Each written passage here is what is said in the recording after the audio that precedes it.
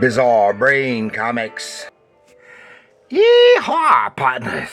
This is the Trigger Kid, and I'm here to tell tales of the Wild West that never was. Woo-ha! Yeah, partner. We're going to have a look right here at this old Western comic. We'll take a look inside and pay a visit to Jonah Hex. Yeah, probably the single most dominating comic book Western hero of the 20th century. That's just comic books. Comic books.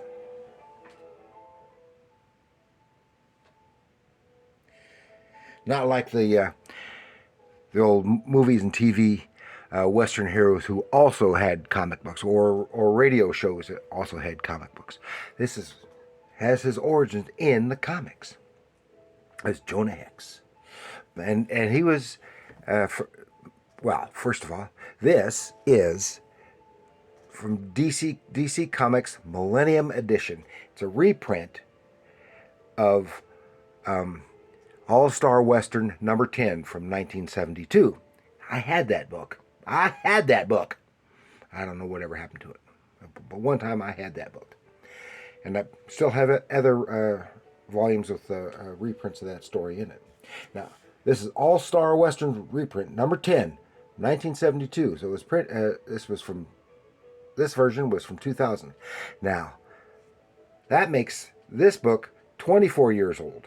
And the story that it reprints, the primary story that it reprints was from 1972. So it was 28 years old at that time.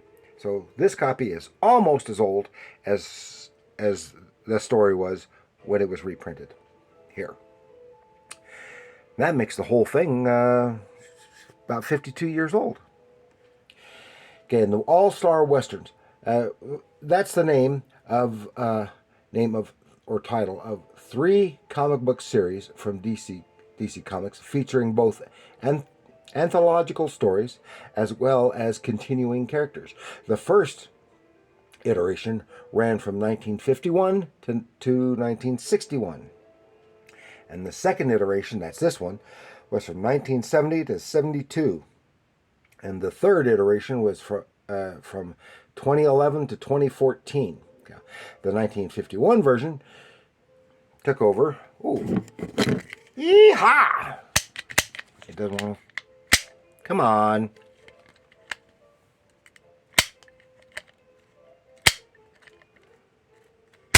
There we go. We got one shot at least. Gotta have a gunshot for our westerns and our shoot 'em ups, right?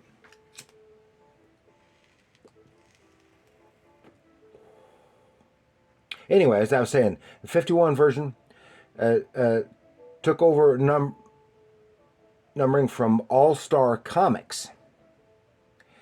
So they just changed the name from All-Star Comics to All-Star Westerns, and featured such characters as the Trigger Kids and Trigger Twins and Johnny Thunder. Woohoo! And the second iteration, as this one started in 1970 with number 1, featuring mostly reprint stuff of Powwow Smith and some others, probably the Trigger Twins as well. Then El Diablo, Batlash, and Jonah Hex were gradually introduced. Now the Batlash story in here is reprinted from reprinting the origin story from the very short-lived Batlash's own title from just a few years before that. And El Diablo had been introduced just like 3 or 4 issues prior to this one. But this is the first appearance of Jonah Hex, which is the significance of this particular issue. Okay, and this and the introduction of these characters pushed out all the older characters. With issue number 12, that's 2 issues after this one, the title was changed to weird Western tales, which lasted quite a while. And Jonah Hex is a Western bounty hunter character. He with a surly and cynical demeanor, heavily scarred, and can be brutal. And could be called an anti-hero. Yet he is still bound by a strong personal code of honor and ethics, protecting and avenging the innocent. He was introduced in All-Star Westerns number 10 in 72, and created by John Albano and Tony DeZuniga. And he was strongly influenced, apparently, by a lot of the Western movies at the time that were very popular, such as the spaghetti westerns, The Man with No Name, most particularly the Clint Eastwood characters, and he was called an anti-hero too. And also the stuff like Sam Peckinpah's The Wild Bunch, extremely violent and brutal, and often the characters were less than likable, for example. And beyond his character, one of the things that is very different about this character is that he wasn't, the handsome hero. He was considered very ugly. He has a terribly scarred face. So, let us go back to yesteryear and delve into the first story of Jonah Hex. Oh, I did want to mention that his regarding the character in later, much later issues of Weird Western, and in his own title,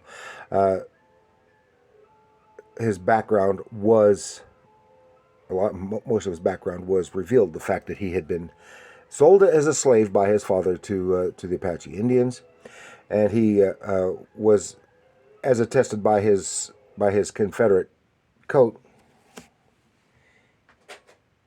he was in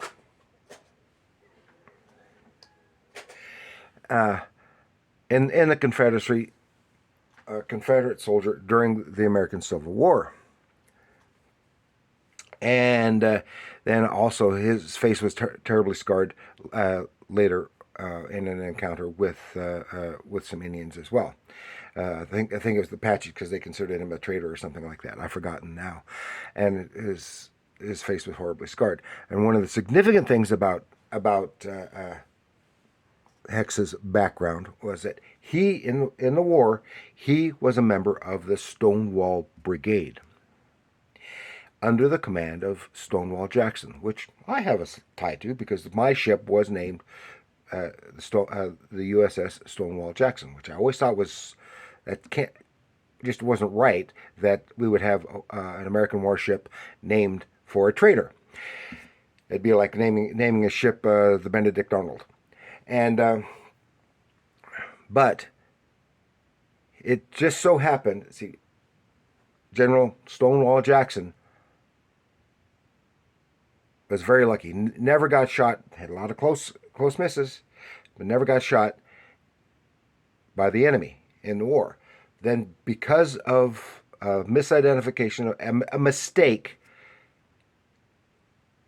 General Stonewall Jackson was actually shot and died as a result of that shooting by one or more of his own troops. And they make it in the story that Jonah Hex was at least one of, if not the only, soldier who shot him by mistake.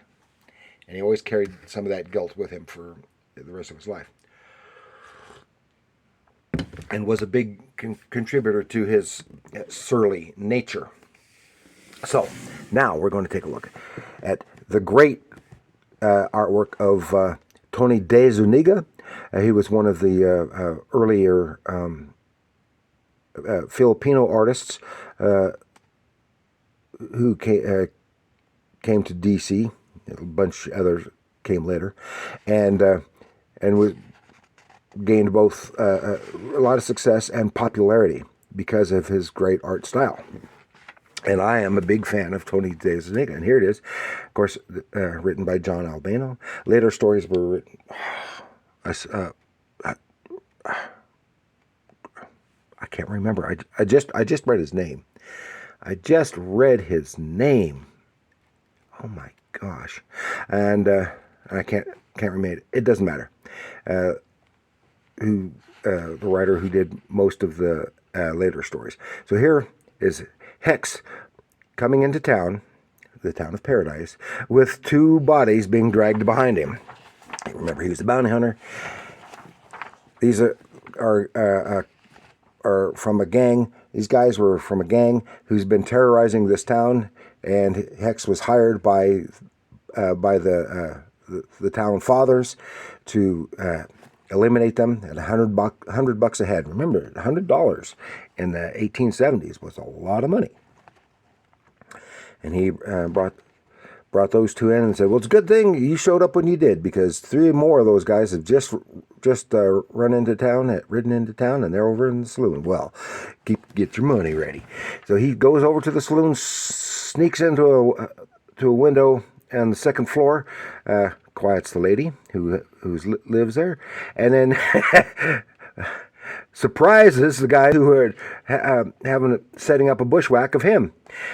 He gets 2 of them right off the bat. The other guy gets out the door, and he almost gets him, but this kid gets in his way, trips him up, and they have a few unfriendly words, and then the people are scared because people are afraid of him. And notice, we never actually see all of his face all through here. So he gets pretty rough with this big old blacksmith because his horse was acting up.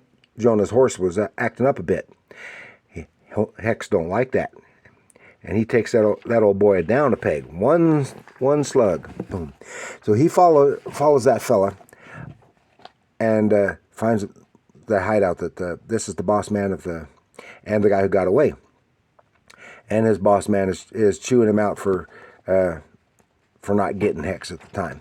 Says, "Oh, well, we can hold up here for a while." And I notice, especially right here, that drawing has to be based on, actor. I suddenly cannot think of his name. Cat Ballou, The Dirty Dozen, Paint Your Wagon.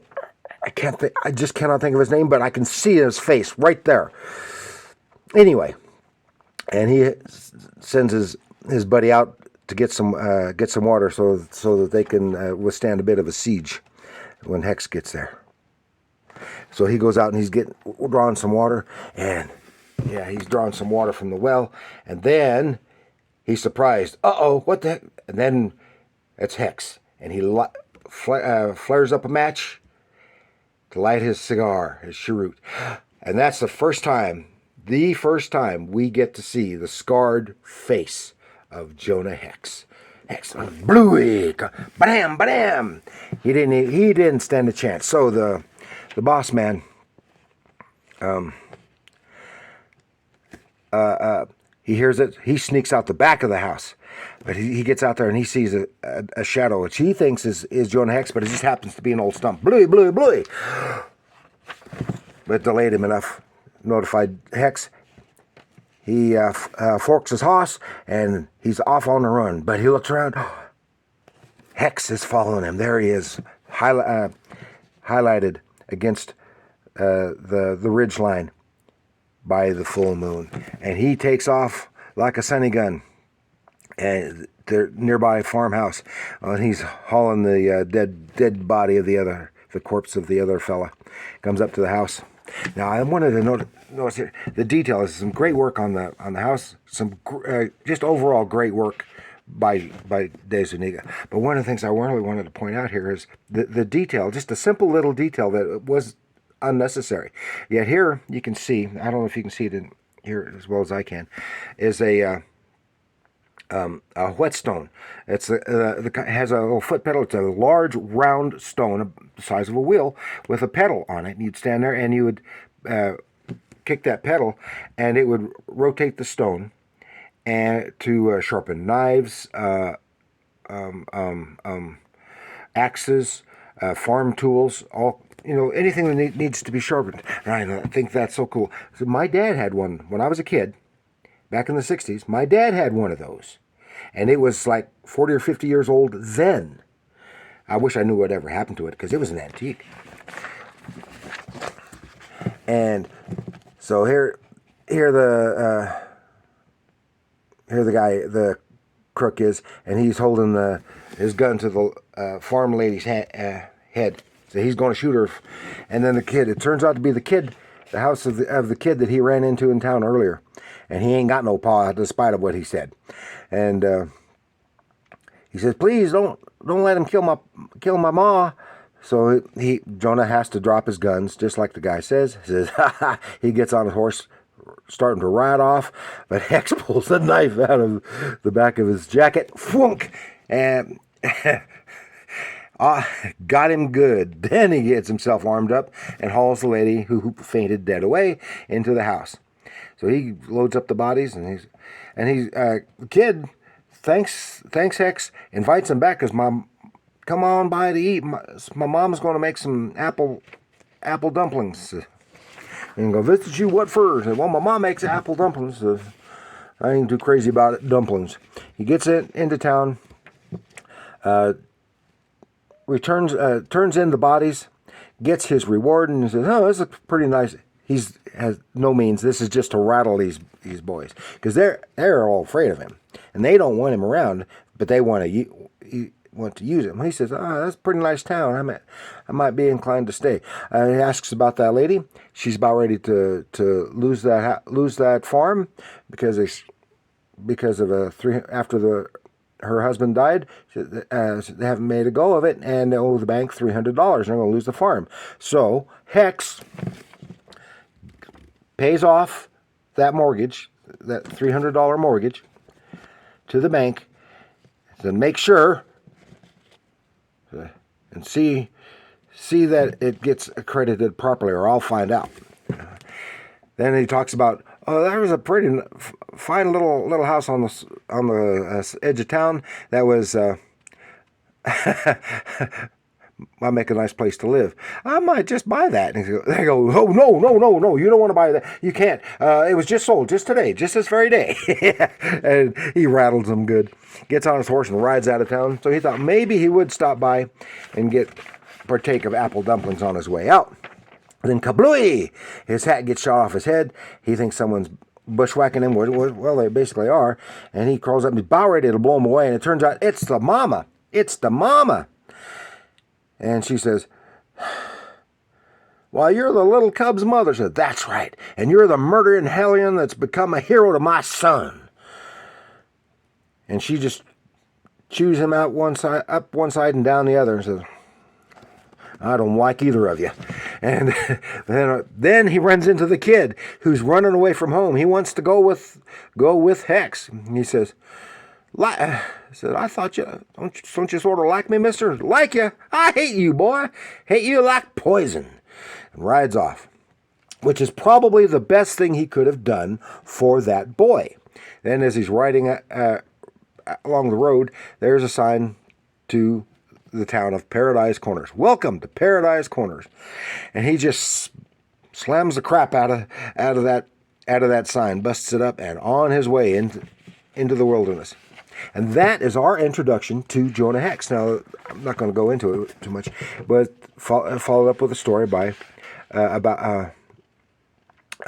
El Diablo. This was written by Robert Kanigher and drawn by Gray Morrow. And some beautiful Gray Morrow artwork. And I won't go into the story, but I wanted to show you the splash page here. Oh, it's a beautiful work. Beautiful Gray Morrow work, the beautiful horse, the figure, and the excellence in that drapery. And then I wanted to point out here where the title, whether Morrow, I think Morrow probably did that, for the title is on a rock. Of course, so that it looks like the lettering looks like it's chiseled, but then they went in with either a Conte crayon or a grease pencil and add texture, the texture of the Bristol board, with that to really give it a good rock-like texture. And there we have some really beautiful, and this fun. Actually, this is where it gets into the mysterious stuff. Because I don't know why they had called it Weird Western, because there was nothing weird or spooky or anything about it, except for El Diablo stories for the most part. But they continued the title for many years, even after Jonah Hex left and Scalp Hunter took over.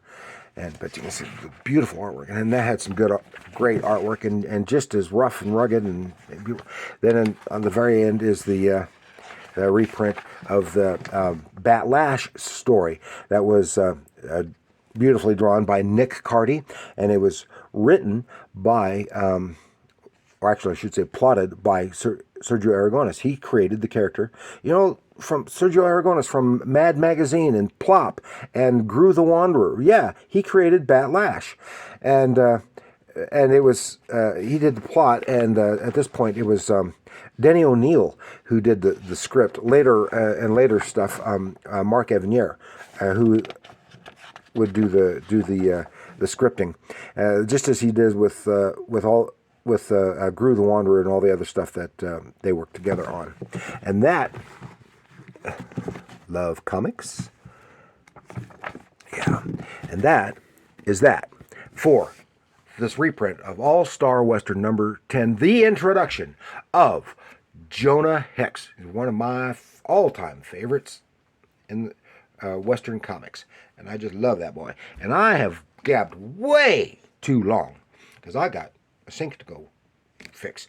So I'll leave it right here, partner, and you let me know in the comments down below what you think of All-Star Western number 10, Jonah Hex, El Diablo, Bat Lash, Westerns in general. Whether you like them, whether you don't like them, what have you, let me know in the comments below. And like, share, and subscribe.